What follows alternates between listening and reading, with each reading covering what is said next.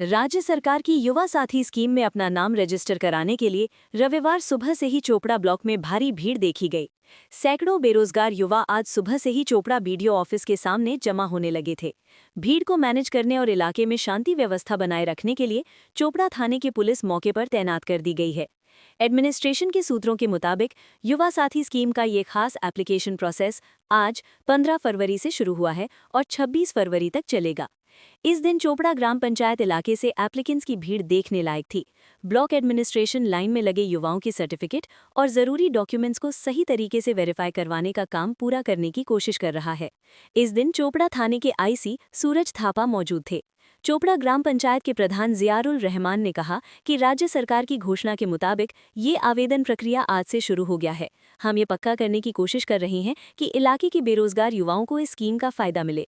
इस स्कीम के जरिए एलिजिबल एप्लीकेंट्स को हर महीने 1500 रुपए का अलावेंस मिलेगा। ধন্যবাদ জানাবো মাননীয় মুখ্যমন্ত্রীকে যে ওনার ঘোষণা অনুযায়ী আজকে যুবসাথী ভূমিহীন কৃষক এবং আরও অন্যান্য প্রকল্পগুলো টুকিটাকিও কাজ হচ্ছে। তাতে আমরা খুব এই যে আমাদের যুবকরা যারা বেকার চাকরি বাকরি পায়নি, যারা বেকারে ছিল, তাদের একটা সুযোগ করে দেওয়ার জন্য তারা মোটামুটি দেখছেন আপনারা লাইন। মানুষ খুব খুশি।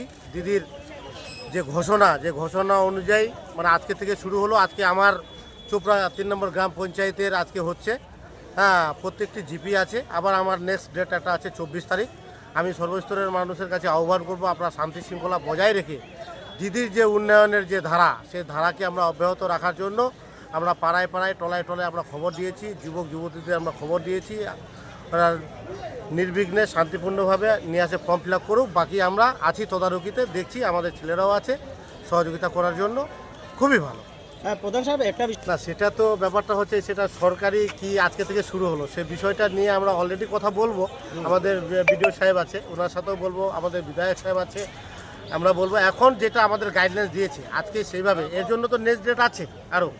আজকে যেভাবে গাইডলাইন্স আমরা পেয়েছি সেই গাইডলাইন্স অনুযায়ী হচ্ছে আমরা ফর্ম ফিল আপ করাচ্ছি।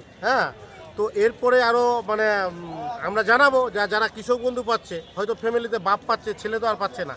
তো ছেলে হয়তো 21 বছর বয়সের বয়স হয়েছে, কোনো চাকরি বাকরি নাই, সে মাধ্যমিক পাস করে ঘুরে বেড়াচ্ছে। অবশ্যই চাইবো সে যুবসাথীটা পাক, এই চেষ্টাটা আমরা করবো আর আশা করি সেটা কৃষক বন্ধু সেও তো পেতে পারে। হ্যাঁ অবশ্যই অবশ্যই অবশ্যই।